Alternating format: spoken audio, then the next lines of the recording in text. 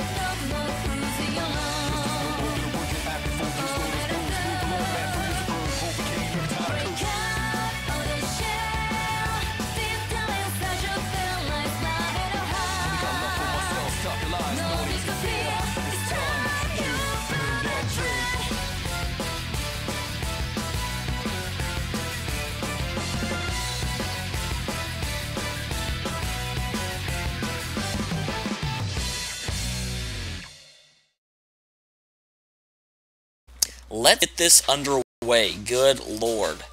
We're waiting long enough. And wow, cats, what are you doing? My cats are, like, attacking the kitchen with their face. Yeah, I clicked on that. That was a little weird. It had to think about it. What am I doing again? What's going on? So you will not require our assistance. Is that correct? Sure. Oh, question mark, question mark, question mark. Wait. Who goes into the Velvet Room to talk to Margaret and Igor and is aware enough of the situation to be able to make the determination whether they need help or not? Everyone that goes in there is like... Very well. In that case, there is nothing more to be said. And this is my second time hearing this, but I talked about this last time. I appreciate that they are breaking free and not necessarily... You know, obviously the voice actor that does Igor died, so they can't keep having him. And I do like that they're not just trying to find someone that can do a close approximation to Igor. It would be bothersome. It would be problematic hearing a close but not quite Igor. But man, I'm not feeling the new voice. I know why they did it, but it just seems. I mean, it's like Margaret now. Now Margaret and Igor both just sound kind of bored. As for your presence here, this room is ordinarily only accessible to those bound by a contract. Which means that whoever this is not bound by a contract. Which begs the question of how did they get in? Although, at the same time, Teddy has gotten in the past. So it's not unfeasible. You are fated to refine your power. You will most definitely require our assistance, eventually. Oh, so what was the point of Margaret asking whether he wanted their assistance if he's going to get it anyway? Until we meet again. Farewell.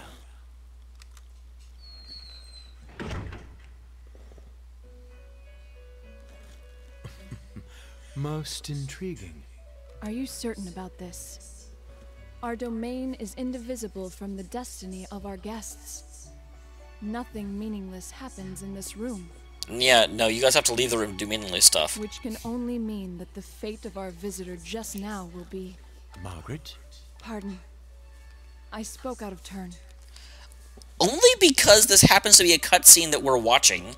If we weren't watching it, it would make absolutely no difference if the two of you were talking, because you are theoretically in private. The only reason it's out of turn is because you're giving away plot information to the viewer. Which, actually granted, being who these guys are, kind of makes sense. They might be aware of that. We are only allowed to watch over and assist those guests who are bound by the terms of the contract. Indeed. So, the young man Yu Narukami is tied to our recent guest's fate. Now that's interesting. This is the first time... Well, I guess it's not the first time. But usually each protagonist kind of has to go with their own. They're not linked together by fate. I wonder what fate Or rather, encounter will await him.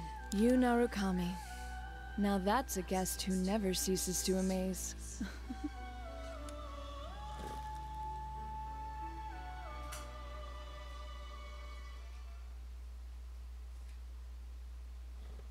I still miss the old Igor. My name is Igor.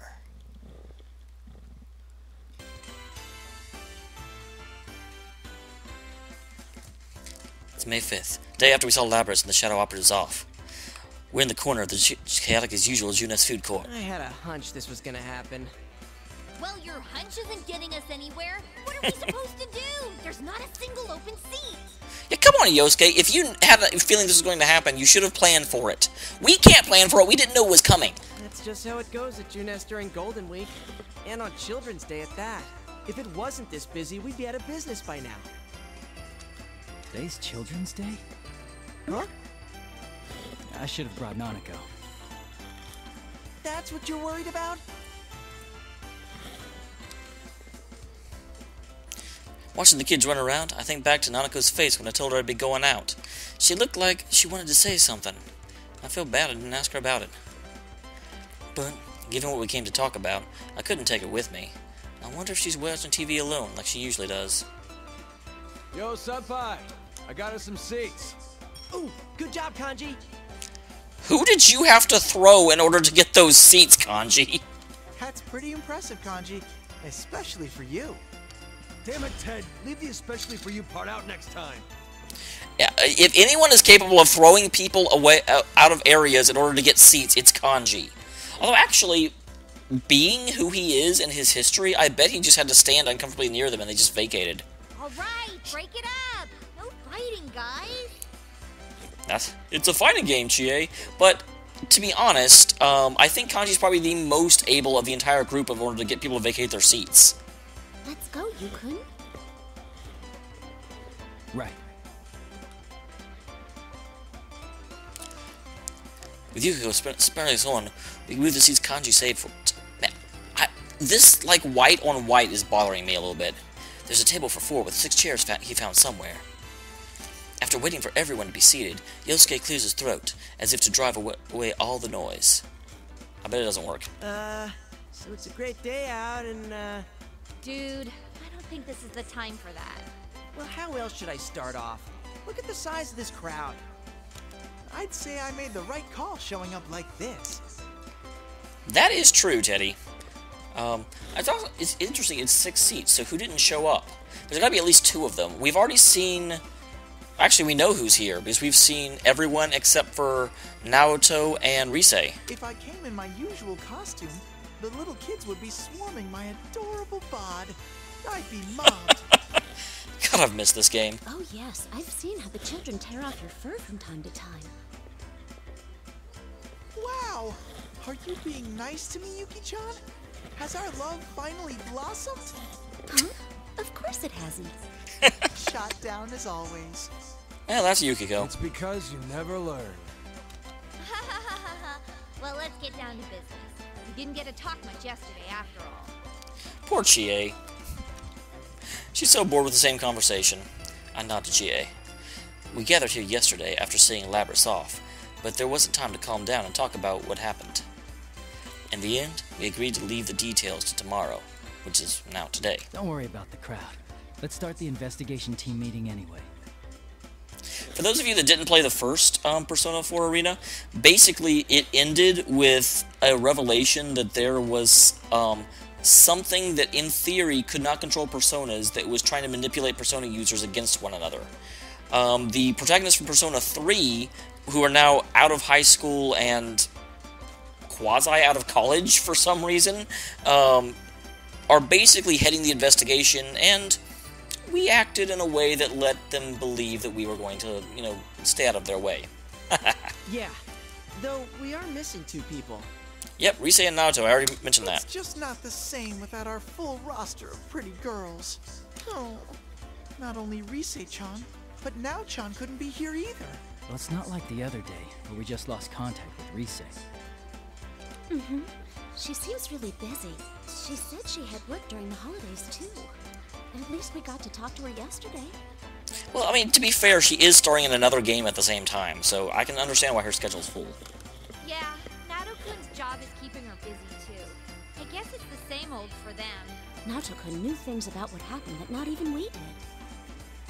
Well, that's part of the core, actually. Apparently she knew about Mitsuru-san and her friends from the start. Thanks to her, though, we got some good information. Well then, let's get everyone up to speed on what happened using that info. Well, thank you, Yosuke. That is quite the nice, expository comment to make. Yosuke's right. So much has happened these past few days that none of us has had a very good grasp on it all. We'll need to sort through what we've learned again. What was it that started it all? Midnight Channel again, I guess. I thought I was dreaming for a good chunk of it, so it's not really hitting me.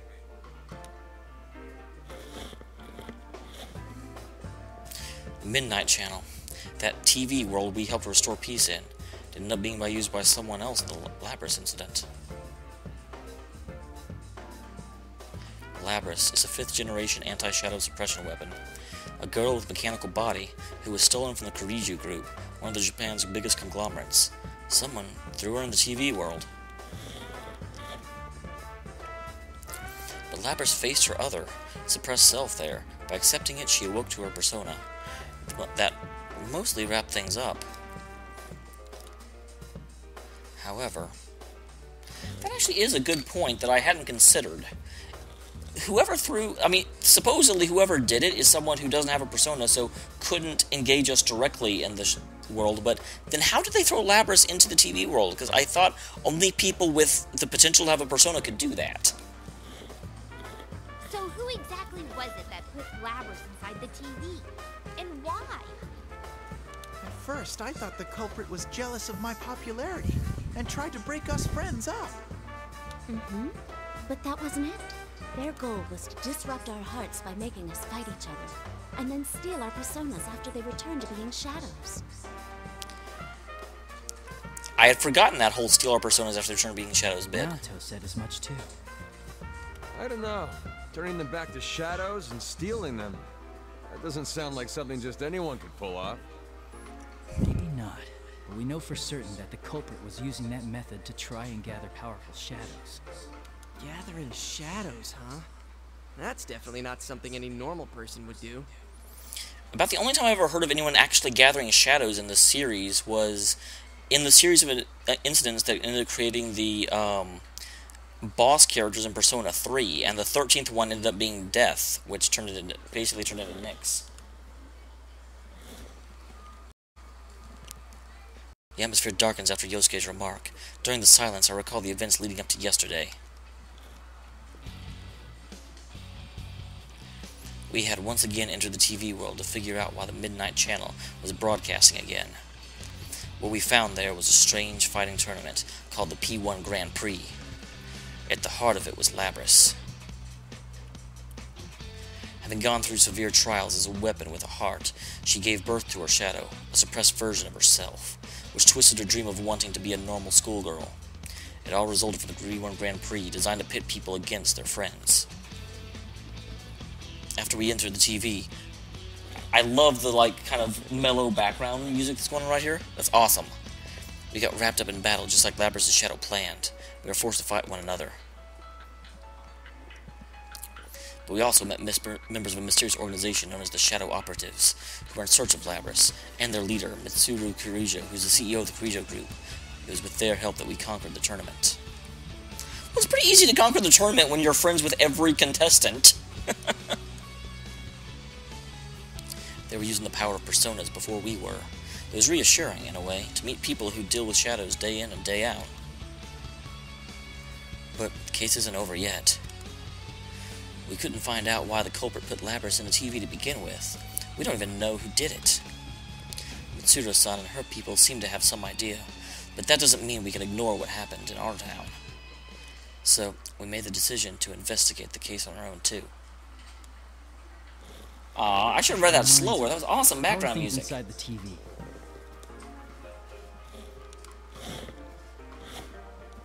I thought something crosses my mind. I asked Teddy.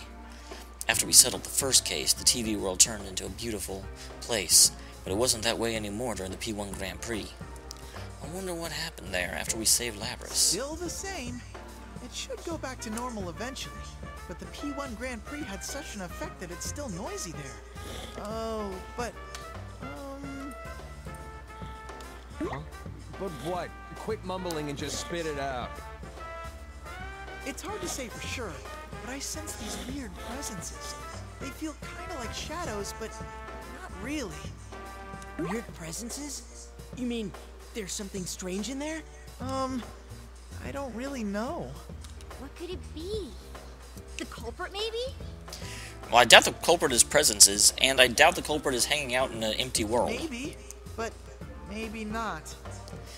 Teddy, you are not the most helpful catch-up.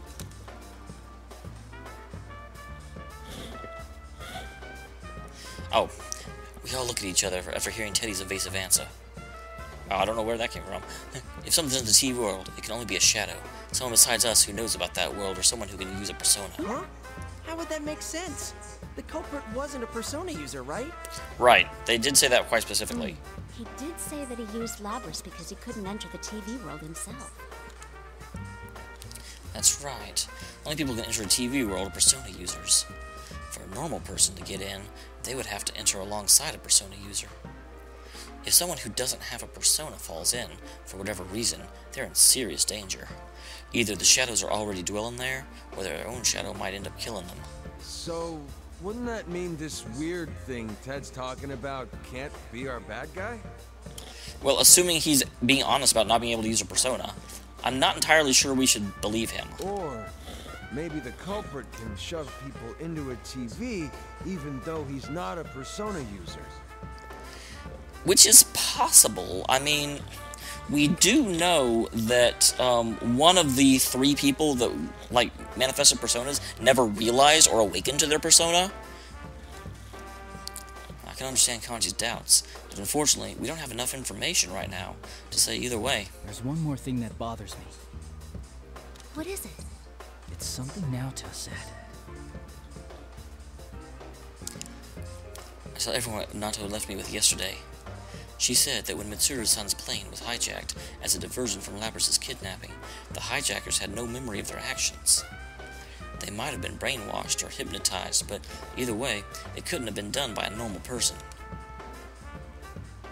There's so much we don't know. But no matter what the culprit was trying to do, if he was after us in the TV world, I doubt this case will wrap itself up. Mm-hmm. I agree. Oh, then does that mean... Too bad for Mitsuru-san, but we're gonna ignore her request not to get involved. Well, of course we are. We're protagonists. When Mitsuru-san and her people left, they told us not to get involved with any further with this case. We knew why they said that, of course. They were worried about our safety. Still. Ah, so the investigation team's back in business. Yep. Feel a little bad doing this to Mitsuru-san, but we can't just leave this be. We can fight too. And heck, this is our town, so it's practically our duty to do this. I'm in too. After all, I am Labby-chan's knight. Plus, I can't sit on the sidelines after seeing what this culprit did to my world. It had gotten so peaceful thanks to you guys. That's actually surprisingly normal thinking for Teddy. I knew they felt this way, but I nodded firmly after seeing everyone still in agreement. So it's decided. Mm-hmm. We have to return the favor of getting stuck with those strange epithets, too.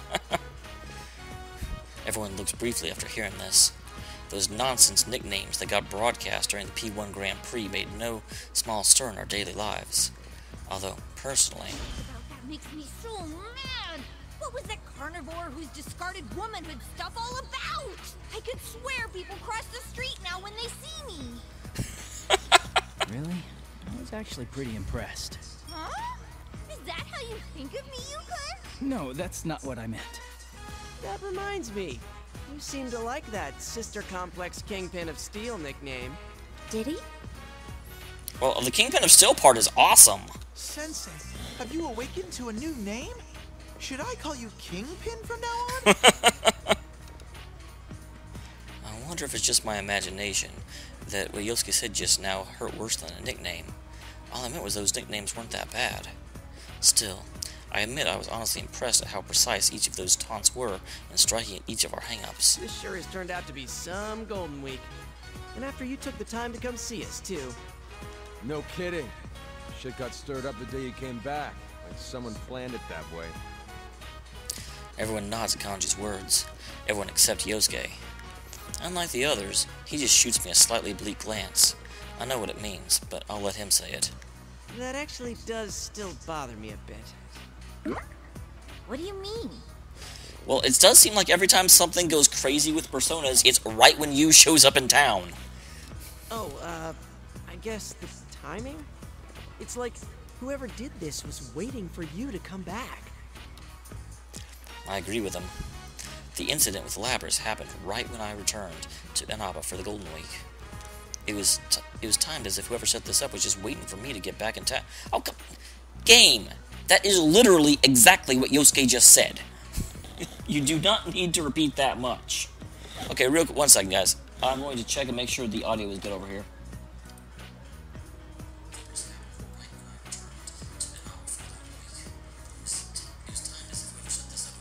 Okay, yeah, I like it. Okay, moving on. Well, I guess there's no need to think about that now. Oh yeah, where's Marie-chan? She's elusive as always. It looked like she was buying something at Sozai Daigaku the other day. What? Nobody told Emi-chan that Sensei was visiting? Well, it is Marie-chan we're talking about. I'm sure she's noticed that Yukun's back. I do think that's kind of an interesting little way to fit her into the storyline, because she was nowhere in the original arena, but the original arena came out at almost the same time that Golden did. So Marie, wasn't really a fully fleshed out character yet. So it's kind of interesting that they're going to talk about her like she was totally around, even though people that didn't play Golden have not the first clue who that is. Marie. She was another one involved in the first case we solved here in Inaba. We helped her regain her lost memories, and she now protects this town as a minor goddess who supports the townspeople here. Huh? Then, why hasn't she shown up? I mean, if she knew that Senpai's back, you'd think she'd be the first to show.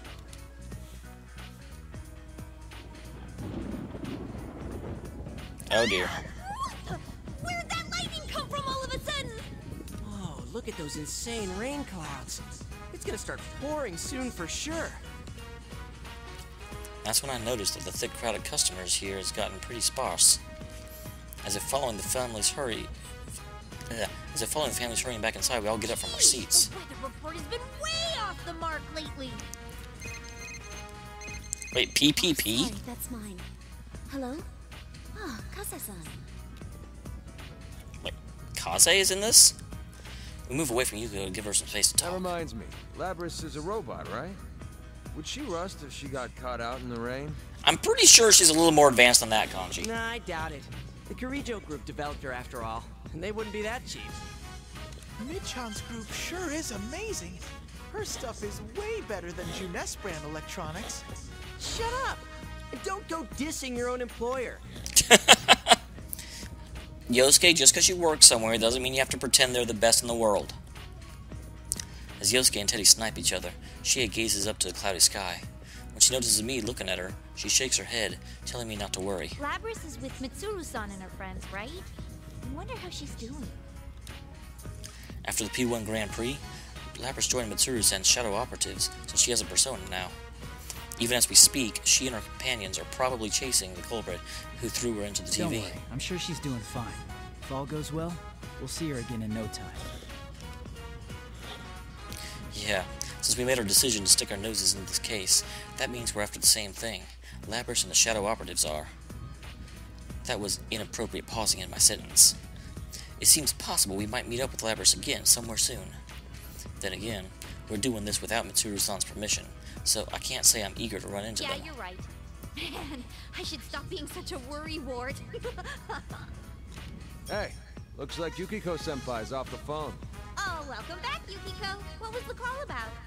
It was the inn. It seems a group of our guests is still out. Oh. For some reason I thought Kanai was like the other girl that replaced Rise. So I was really wondering why Kanai was calling Yukiko. But no, yeah, Kanai's like the head maid at the inn. We didn't have any umbrellas ready for them, so I think a lot of them will come back drenched. sorry. I have to go back for a bit. Oh, right. I forgot this is a busy time for the Amagi Inn, too. Actually, shouldn't we be heading home ourselves? If this keeps up, I bet it'll keep raining into the night. Raining, huh? That thing's not gonna come on again, is it? I was just thinking the same thing. I'm like, wow, a rainy night. That is not a good prospect.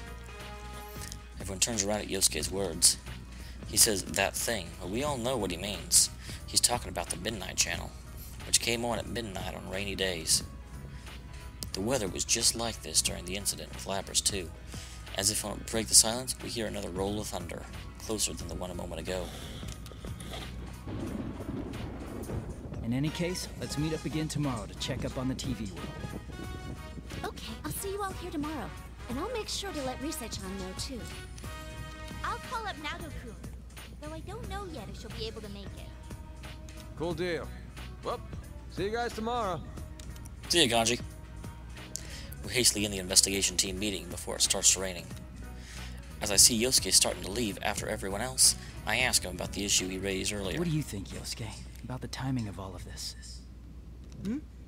Oh, that. I don't know, I might be overthinking this, but if the culprit happens to know you, would that give some hint of who it might be? Well, if no other reason, if you're trying to steal Persona, you definitely want you. You and Aegis are the two Persona users that actually have variable Personas. So, in theory, if you can get those released, you have the, I mean, they're basically like entire teams by themselves. And of course, Okiro slash, is it Minato? Is that his, like, canonical name? Would be too, but he's not around.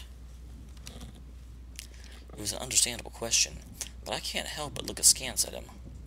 If the culprit had investigated me, of course he'd know something about me, but not my plan to stay in Inaba during the Golden Week. It'd have to be a person who knows me, plus knew that I was coming here during the break. Is there anyone in the world who'd know all that? Is it possible that it could be Adachi? Adachi-san? I don't think Adachi would be able to steal shadows. Plus, Adachi has a persona. This time, I'm caught completely off guard, and all I can do is dully repeat the question. Toru Adachi, man who was arrested in the Midnight Channel murders. He should be in police custody now. Which is ironic, since he used to work for my uncle as a police detective in Inaba Station. We do have quite a history, so obviously he knows about me, and I can't rule out that Dojima-san might have told Adachi-san about my vacation No, plans. it wouldn't be him. He has a persona. Oh, yeah, good point. Hey, I'm smart. Sorry, wasn't trying to weird you out. Yosuke's tone is apologetic, and he scratches his head.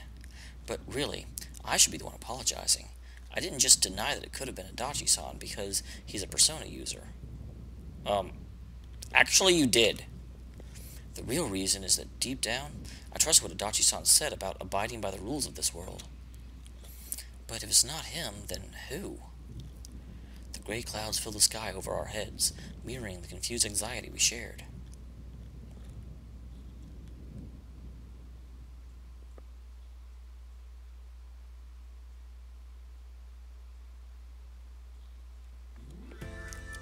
Awesome! Dad came on parent visiting day, so I made sure to spend to answer the teacher's questions. I think Nanako was in the original arena, but only in, like, the epilogue. She was barely in it at all. And so it was super awesome that... I don't know, this is just like Homecoming for me, you guys. Nanako, you told that story 3 times already. No, I didn't. Nanako, who had been talking non-stop throughout dinner, sulks at Dojima-san's pointing that out. Whether or not she'll admit it, though, I've definitely heard that story several times. Either parent visiting day made her that happy, or she was looking for any excuse to prolong our conversation. Well, whichever it is, Nanako seems happy, so I don't mind much. And guess what? I saw a really long car yesterday. A really long car? That rings a bell. She must be talking about that extravagant black limousine that Mitsuru-san and her shadow operatives drove in on. Yeah, that's like the only limousine that's going to be coming into Inaba, You mean for the sure. limo that was driving around town? Yeah, I heard about that. Big stretch limo in a sleepy little town like ours. I'll tell you one thing. They won't be from around here. Nope, I know who they are, Dojima. Do you want to know? Would you like to know more? Dojima shoots me a glance, while responding to Nanako's comment. He's a detective through and through. I think he noticed something's up. Sure enough, after Dojima-san sends Naruto to the sink with the empty dishes, he gets right down to business. So, what are you up to this time? Wow, look at those eyes. There's no hiding anything in that piercing gaze. He has to know he came in contact with Mitsuru-san's people. They were so dignified, seeing that I had hoped even their outrageously long limo wouldn't stand out here, but I found myself actually relieved to be mistaken. I do have to say, I almost feel like we should be able to come clean with Dojima. I mean, he knows that when Nanako was abducted, no one in the police force could do anything, but we got her back. So, although I don't think we can necessarily tell him everything, he knows that there's more than meets the eye going on. He knows we're Transformers. The day you were due back, a detective from the Metropolitan Police Department suddenly rang me up to ask about the details of that case. Not only that, but I saw that Shirogane kid at the station several times these past couple of days. Was this all just a coincidence? There are no coincidences, Dojima. That's... Can't answer, huh? Well, that's fine. Dojima-san gives me a deep sigh and closes his eyes. That's odd. Normally he'd grill me for more information, and yell at me while doing it. Look, I trust you, but this is different. Don't stick your head into the lion's den. You do understand that I'm a detective and pretty much your guardian while you're here, right? Yeah, that totally stopped me last time, man. His strict yet honest gaze asked me to promise that much, in return for not probing me further. I say yes, but in my mind I'm apologizing at the same time. We're heading into dangerous waters, but it's the same situation as when I lived here. We'll have to be the ones to do this. As long as you understand that, then do whatever you want. I can't help but smile seeing Dojima-san look away and sigh. I'm sure that he has a million questions about everything I'm doing, but he's not asking them. It's because he trusts me. Hey, you're picking on Big Bro again, Dad. Well, it wouldn't be a homecoming if he wasn't. That's what he does, Nanako. Oh, no, not at all. We were just talking. Really, Big Bro? Yeah, there's nothing to worry about. I'll always be on your side, okay? When I answer her with a smile, Nanako looks up with me with a worried expression, but her reply is in earnest. Out of the corner of my eye, I can see Dojima-san looking uncomfortable, and I can't help but laugh again.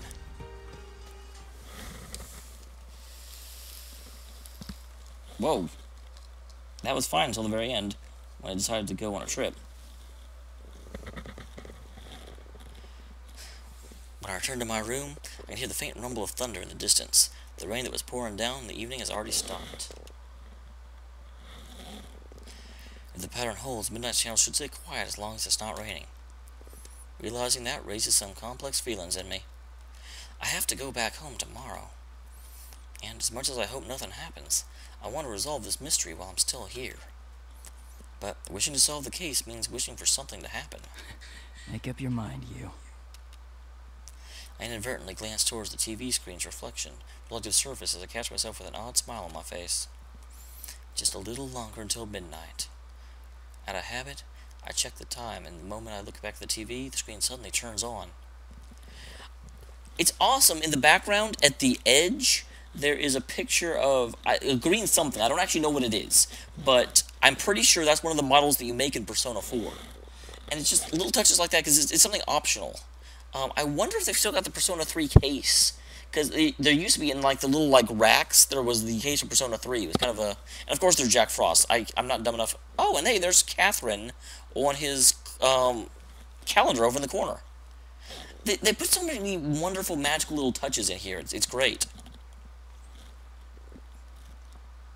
The strong win, while the weak disappear. Tonight, we will witness the hottest battles in all history. The goddess of victory is waiting to descend upon the ring. P1 fans, are you ready? Are you ready? Time to let loose! An all-out war! contestants in the previous P1 Grand Prix have returned for another tournament, right on the heels of the last one. These warriors will create another legend here at the world-shattering P1 Ring! These are battles of honor, battles of will. Sparks will fly. Some fight for pride. Some fight for glory. Will this be decided by pure muscle, or will a battle of wits determine the outcome?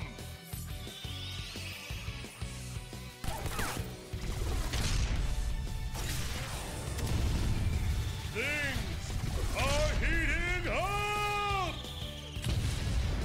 Tonight, who will win the title of champion?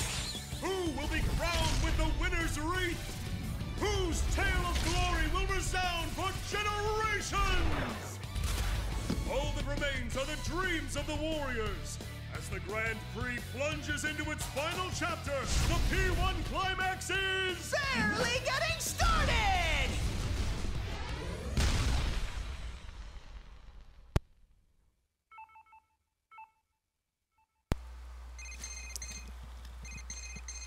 Did you see that? What the hell? Hello? Hey! There goes the power outage.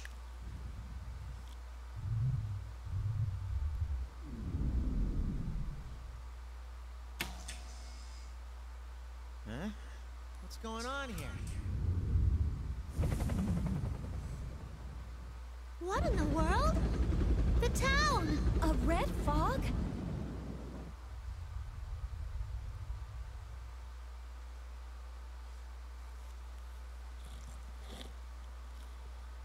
What the?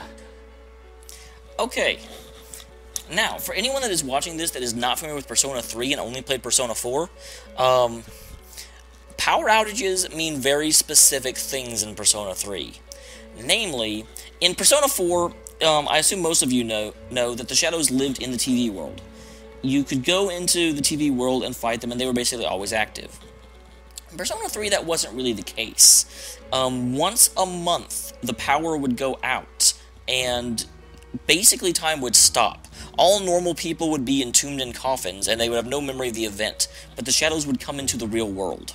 So, to see the power go out, and the, moon change, is a pretty big thing for this game. It's really a reuniting of the two stories.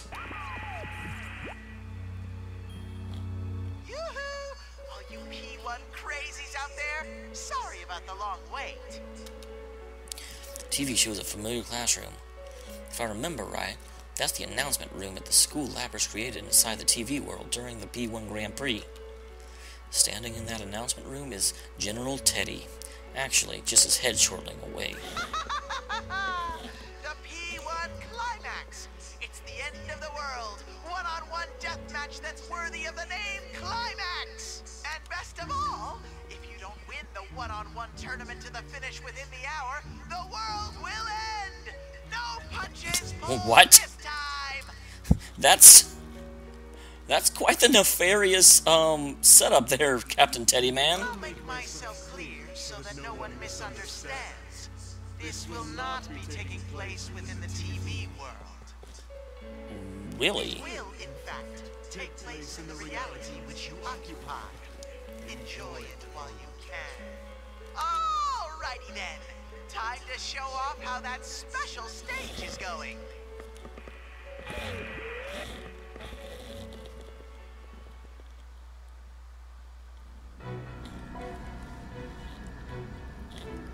Wow. I guess it's a good thing we didn't quit the case, huh? Come on, guys! Hey, it's Fuka. Fuka can't even fight you, jerk!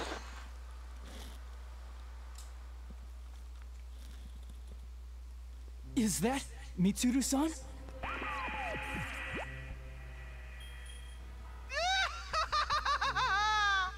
What will be the fate of our captured queen and her loyal minions? Then again, if we don't have a champion, everyone's a goner anyway.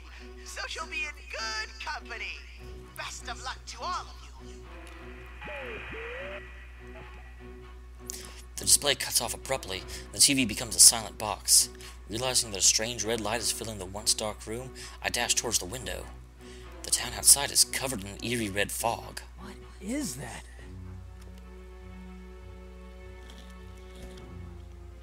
The street lights are off, and I don't sense anyone's presence. That hazy light illuminating the town, it's the red fog? Seeing the town in such an obviously abnormal state snaps me back to my senses, and I quickly look back into my room. Nanako! Dojima-san! They're coffins! No one answers. I rush down the stairs and check all the rooms, but no matter how hard I look, the two who live here are nowhere to be found. What in the world is going on here? The people in Climax? Are Mitsuru-san and are people really captives? And worst of all, this isn't the TV world. Is this really still the real world? If so, what happened to the townspeople? A wave of confusion and fear crashes over me as I sort through the information at hand. My cell phone won't even turn on. It's like it's suddenly broken. It's happening again. Junes Food Court. That's right. Whenever we had a case, that's where we'd always gather. If Yosuke, Chie, and Yukiko have noticed this too, then they'll definitely be headed there. Teddy should be with Yosuke, so there's no need to worry about him. Kanji, though, he might head straight into the TV. I chuckle to myself at the thought, a rare moment of humor in this looming crisis. I know where I need to be, so I quickly prepare myself. Whenever we needed to fight, I was always clad in my Yakutsami High uniform. To think that I'd be wearing it again so soon. It's with a sense of trepidation that I open the front door.